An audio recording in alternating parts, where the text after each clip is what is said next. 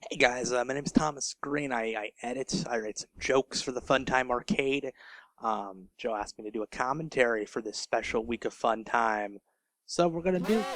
Oh my goodness, that was scary. That was the worst idea I ever had. Was trying to replicate the Sega Genesis logo Delia Bob, and that was my voice that I tried to turn into. Yeah, nee, that's horrible. I'm sorry. It's rotten. This is the one of two games that I specifically requested for this show. The other one's coming up tomorrow, episode 50. If you're listening to this, if you're watching this in order, but I had seen a YouTube video of Search and Slaughter Smat Wars, and it was easily the weirdest video game I had ever seen. It was just horrible and rotten and fun. I mean, look at that. The dude can't escape an abdominal stretch with an axe. I was able to get a lot more footage for this than we thought. We thought I wasn't going to be able to get the emulator to work with the floppy disks and such, but I did. Unfortunately, yeah, this game looks like a lot of stills, so it's not really that impressive. So at this point, do you pick a wrestler?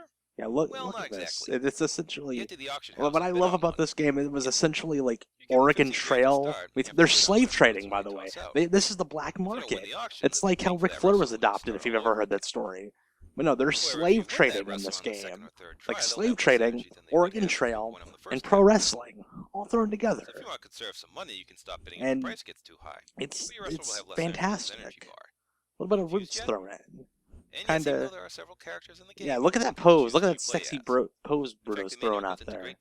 I don't even know why I threw that. Nobody's going to pause the video and type out the URL. I'm a dum-dum. It costs money to compete in matches, so I don't know. Also, I love how this is still at the point where we didn't have the Twitter account set up, but we were smart enough to use a hashtag. I don't even know if people still use that hashtag. We sure don't. See what I said about a dim view of wrestling? Anyway, according to the manual, some managers are more look at that butt, by the way. I don't mean to be pervert, but look at that butt on that lady. That's a big butt. By the way, paying $1,000 to compete in an indie match? Hell of a scam. You thought ticket seller match. That was an obscure reference. I think Joe might have thrown that one in. I just wish I wouldn't have used such a stretched out JPEG file for the Mask the Maniac reference that I think 5 people that watched the show got. Yeah, I mean, the sparsely attended crowd features someone literally asleep. Yeah, there's homeless people and people doing it in the crowd. Oh my goodness! Now that's my friend Ben, who's often drunk and Facebooks me about things.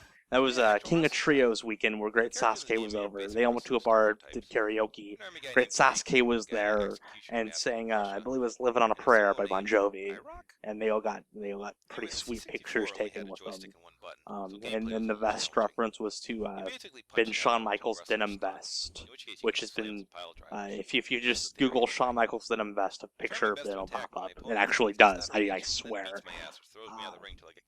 And yeah, this really is how this game was so boring to play. So boring. And here comes maybe the #1 most referenced original written bit we've ever done. The story behind this, if you haven't listened to Joe and mine's podcast on the Wrestle Folks, he wrote down in the little voiceover script he gives me to help me kind of guide along with the editing, put in parentheses, indie wrestler montage here. And I'm a huge fan of Tell Me a Lie. So I decided to do a memorial video for all these indie wrestlers, which apparently led to a really big Scoot Andrews fan deciding to protest and being like, "Hey, Scoot Andrews is a big star, brother." And I wish I would have not thrown in that caption until right now. But yeah, it's funny. It's this game is the most obscure, but it's way more views than a lot of the bigger games. It gets referenced when I talk to fans of the show online or I see stuff on Twitter about it. This episode's referenced more than any other because of that, which I'm super duper proud of. I don't know. I love throwing pictures of random kids on Google Image Search in these episodes because I'm a creep. Yeah, this game is so screwed up. It's, I mean, it tells you if you're not a good wrestler, you end up homeless. And the sweet Search and Slaughter WWF babyface turn music kicks in, and we're heading home. Remember when I was still not lazy enough to throw in the flashing catchphrase underneath the winner is you part? Hey, there's the Facebook page. Back when we only had like 200 people who liked it. We're at almost 1,000. Go like the Facebook page. Also, Twitter at JoeGagneFTA. Me personally, I'm at NotThatTomGreen. On Twitter, I have lots of followers. That's not a website anymore. I'm trying to think of anything else we could show. Follow Joe Gagne on his actual Twitter page, at Joe Gagne. It's separate. Joe and I both run the FDA page. But with that, thank you guys so much. Keep on watching.